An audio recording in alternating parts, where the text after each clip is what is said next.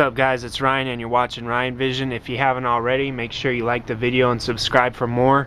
Also make sure you check out projectzj.com. Everything that's been done to this Jeep's been covered in a video, and everything that's going to be done in the future will be covered in a video as well. Today I want to do a quick update and let you know about my new setup as far as coil springs. You can see it's sitting really level now, the front and the rear. Previously, well, this Jeep's been on so many different lifts. I mean, when I first bought it, it was on 3.5 inch Rubicon Express adjustable short arm lift. Just the lower control arms had been modified, the uppers were still factory, and it worked out pretty good. You know, it cleared the 35s. The rear wasn't really a big deal. It had 2-inch wheel spacers on it to help with suspension travel and rubbing and all that kind of stuff. The front definitely had to do some trimming on the fender to clear during turning, and also some hammering and remove the inner fender liner, the wheel well liner, whatever you want to call it.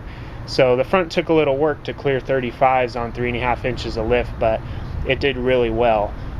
Then from 3.5 inches I went to 5.5 inches. I added a 2-inch spacer in the rear, just one of those donuts, those little Delrin donuts.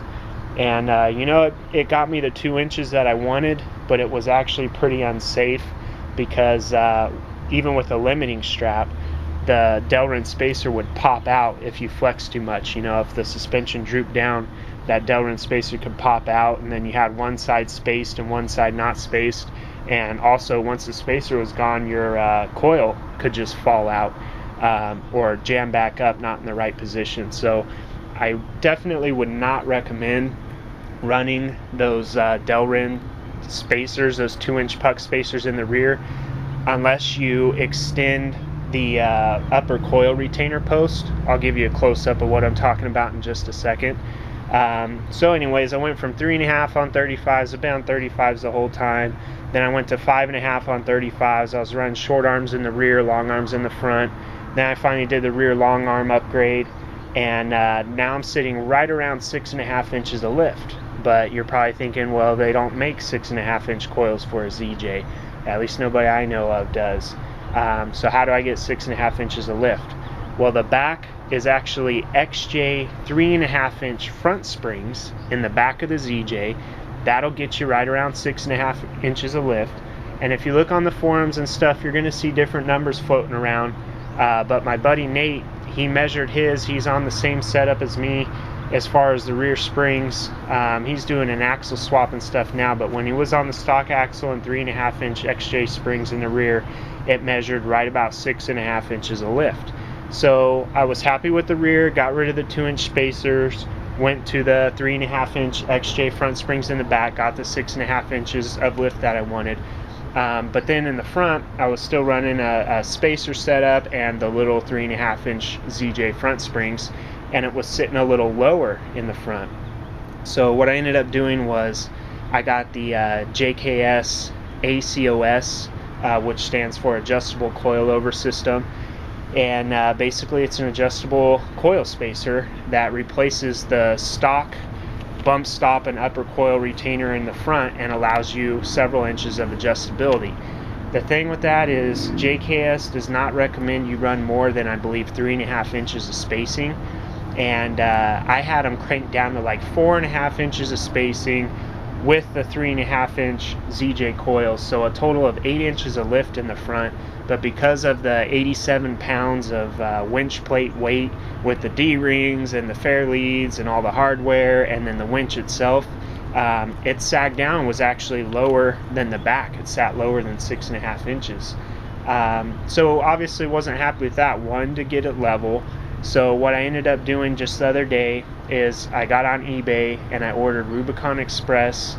By the way, that's the spring I've been running. No matter what lift I have, I've been running Rubicon Express, and that's what I'm running now. Really happy with them. They don't seem to sag. The weight or the height they advertise is, you know, pretty much what you get, and then it stays that point. It really doesn't sag much. They've been great springs. Highly recommend Rubicon Express. So I went on eBay and found XJ 7.5 inch front springs, and went ahead and put them in the front of the ZJ. But now I'm going to give you a little closer look because I had to do some changes to get it to sit just perfectly level with the back. Okay, so now you're looking at the front and you can see the coil spring, and then right above the coil spring there's a little bit of black area there you'll see on the camera, and that's called a coil isolator. Basically it's kind of like a bushing. It keeps the coil from shifting around, it keeps it in place, and also it keeps vibrations and sounds to a minimum. If you didn't run an isolator, you'd have a lot of clunking around, you'd hear the coil sliding around, and it does have some height to it. So, you know, it's kind of like a mini spacer in itself. So I've got the little coil isolator there, and then right above that, that aluminum ring that you see, let me see if I can zoom you in just a little bit. That aluminum ring that you see is the base of the JKS adjustable coil spacer system. But what I've done is I've removed, normally right below that ring would be another aluminum ring with an Allen bolt on it, and it's threaded. And that's how you get the adjustable spacing, is you thread the additional ring up and down. But that ring in itself is probably about an inch tall, and I could tell when I was putting these XJ 7.5 inch coils in the front, I could tell it was going to be too high if I had any spacing, and even if I had that adjustment ring in there because of the additional 1 inch. So I went ahead and completely removed the adjustment ring, and I'm just running the base, which is at least an inch spacer, maybe just over an inch spacer in itself, and then the isolator, and then the coil spring. I really like how it looks. It looks a lot better than having just a little short spring that barely cleared the tire. You could barely see the spring over the top of the tire, and then just this spacer that was cranked all the way down. But beyond looks, I can tell you it definitely drives different too. It's my own personal opinion that you should really keep the top of your coil spring as close to the factory location as possible. So, you know, it's real tempting to just, you know, kind of be cheap about it and buy a bunch of spacers and push your smaller coils down farther to lift your Jeep up.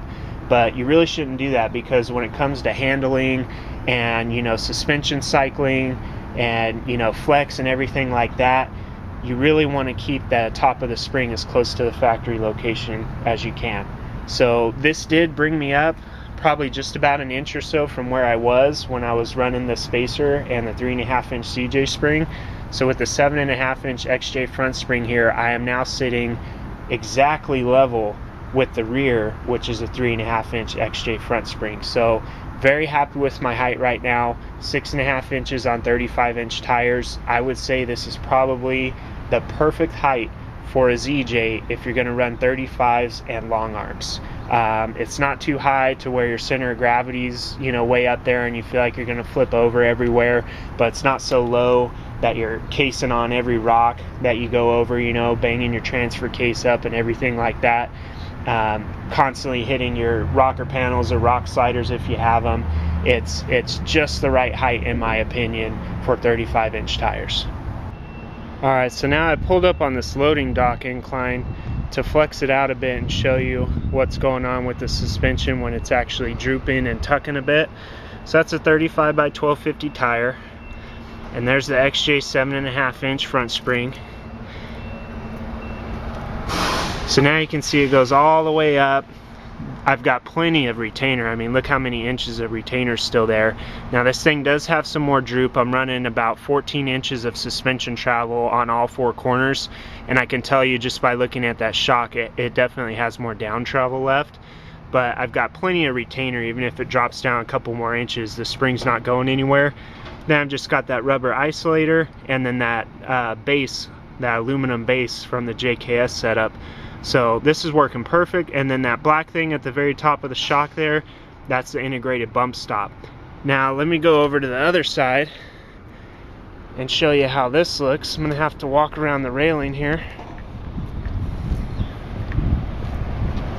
So previously on the ZJ 3.5 inch front springs, even with the spacer, I can tell you that right now it would be way up higher. It'd be tucking a lot more in the front, and that's not necessarily a good thing. You know, I'm more into the down travel and the droop because I do a lot of rock crawling. So as long as my tires can always droop down into the little crevices between big rocks to get the traction, then that's all I need. If I stuff this tire way up in this fender, all it's going to do is, you know, start rubbing on stuff, start slicing my tire up. So I'm really happy with this. I'm nowhere near bottomed out.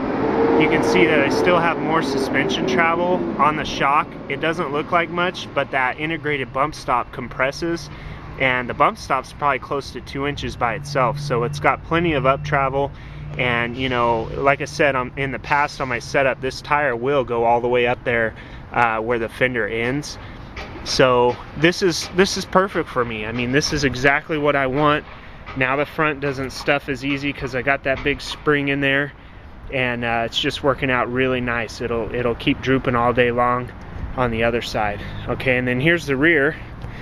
You can see it's got plenty of droop as well. And let me see if I can zoom in over this railing here. So right there, what you're looking at, that's the Rock Offroad. You can see that top part there that's just a couple inches. That's the factory upper coil retainer, or upper coil post, whatever you want to call it. And then you can see below that, there's even a little bolt in there you can see at the bottom. That's the bottom of it. I'd say that thing's about 3 inches long. So you can see that the coil, the top of the coil, has actually dropped down completely off the factory upper retainer. So if I didn't have that coil post extension kit from Rock Offroad, my coil right now would basically just fall out. I mean, I've got the lower retainer on there, but it would get misaligned and not want to go back up where it's supposed to go when the suspension goes to compress when I start backing down. So this is perfect. This is what you want. It's going to keep the spring in place, and then when I start backing down, it's going to slide right up where it needs to be. So now let me take another walk around, and again on the shock, you can see the integrated bump stop there, and I probably still have a couple inches more droop back here because that's not quite 14 inches of travel.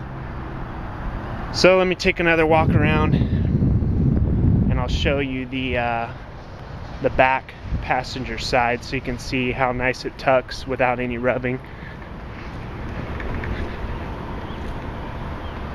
Okay, so there's the XJ 3.5 inch coils in the rear with no spacers, and it's just tucking perfectly up in there. Nothing's rubbing. I did have to trim the rear bumper a little bit. It came out to, you know, right about here, and I had to trim that. I just followed the line so it didn't pop the bumper off when I tucked it up like this. But you know, clearing the rock slider perfectly, nothing rubs on the inner side at all. Absolutely perfect in my opinion. Get you a shot from the back.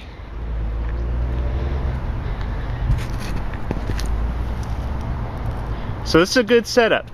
Like I said, if you're gonna do long arms and 35-inch tires, I would definitely recommend right around 6.5 inches of lift. I wouldn't recommend going much higher than that. You know, Rock Offroad's got a 7-inch kit. I'd stay at 7 inches or below. You want to be real careful going above that if you're doing off-roading. If you're not real serious about off-roading, you're going more for looks or show, then hey, go as high as you want. But if you're off-roading the thing, you definitely don't want to flip it over. Keep your center of gravity as low as you can while still having the clearance under your rockers, your rock sliders if you have them, under your transfer case. So again, 6.5 inches of lift, 3.5 inch XJ coils in the rear, 7.5 inch XJ front coils in the front, and you'll be sitting right around like this. So again, if you haven't already, like the videos, subscribe for more, and check out projectzj.com. I'll keep you guys posted on the project as it continues. See ya.